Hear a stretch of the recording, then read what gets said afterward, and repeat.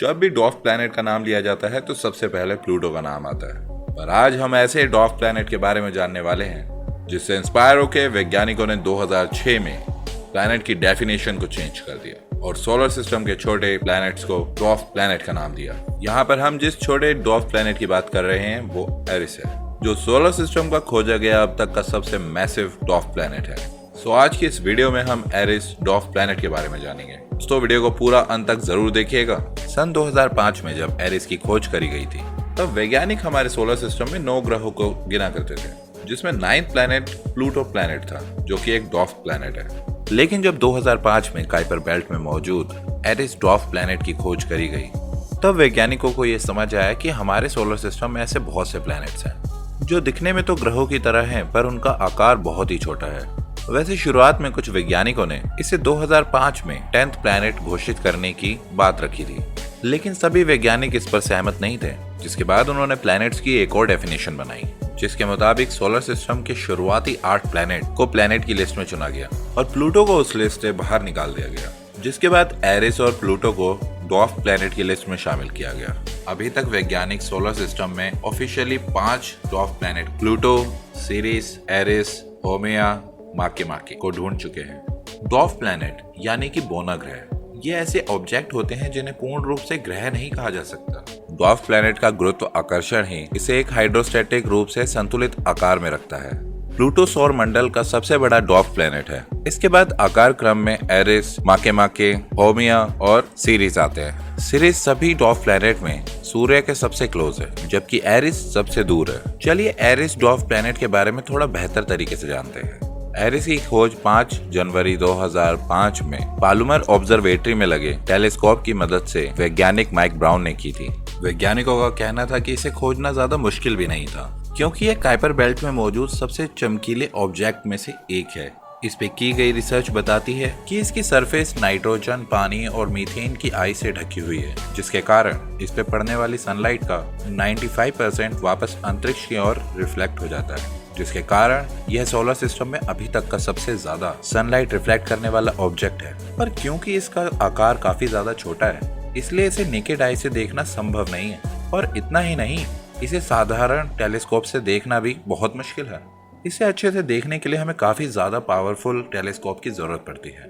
Size and mass of Eris, इसके आकार की अगर बात करी जाए तो ये आकार के मामले में तो काफी ज्यादा बड़ा है, और यही कारण है कि जब इसे खोजा गया था तब इसे पूरे ग्रह का दर्जा देने की बात करी जा रही थी। वैसे शुरुआत में हमें इसके आकार और ऑर्बिट की सही जानकारी नहीं थी, लेकिन 2010 में इस पर वैज्ञानिकों ने और रिसर्च करी, जिसमें ये सामने आया कि एरिस का रेडियस 1163 किलोमीटर है, जो प्लूटो के 1188 किलोमीटर रेडियस के बराबर है।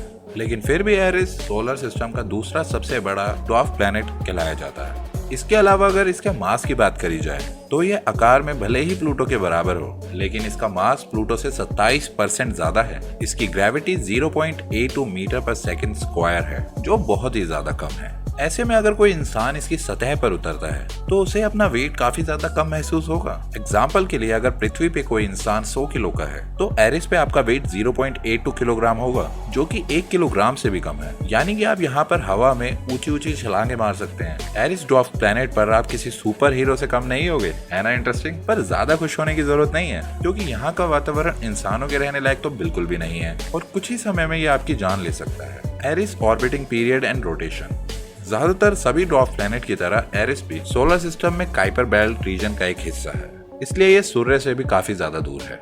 एरिस और सूर्य के बीच की दूरी लगभग 68 एस्ट्रोनॉमिकल यूनिट्स है। यह इतनी ज्यादा दूरी है कि यहाँ तक पहुँचने के लिए सनलाइट को भी 9 घंटे से ज्यादा लगते हैं। सूर्य से इतनी ज्यादा दूरी होने के कारण सूर्य का एक ऑर्बिट पूरा करने में ही करीब 558 साल लगते हैं। यानी कि यहाँ का एक साल पृथ्वी के 558 सालों के बराबर है। अगर एक्सिस पे इसकी रोटेशन की बात करी जाए तो एरिस अपनी एक्सिस पर 25.9 घंटे में एक चक्कर पूरा कर लेता है। यानी यहाँ पर एक दिन करीब 26 घंटों का होता है। Atmosphere and temperature of Eris, वैज्ञानिकों के मुताबिक इसका आकार इतना बड़ा नहीं है कि यह घने वातावरण को अपनी ग्रेविटी के जरिए होल्ड कर पाए, इसलिए इसका वातावरण भी काफी ज्यादा पतला है, जिसमें ज्यादातर मात्रा में मीथेन और नाइट्रोजन मौजूद है। इसके वातावरण में किसी भी इंसान का सांस लेना पॉसिबल नहीं है, बल्कि ये इंसानों के लिए काफी ज्यादा जहरीला साबित होगा। अगर इसके तापमान की बात करी जाए दिन के समय एरिस का टेम्परेचर -217 डिग्री सेल्सियस तक होता है। यहाँ पर ध्यान देने वाली बात है कि यह एरिस का दिन का तापमान है। रात में इसका टेम्परेचर गिरकर -243 डिग्री तक हो जाता है और ये दोनों तापमान इतने ज्यादा कम है कि यहाँ पर इंसानों का रहना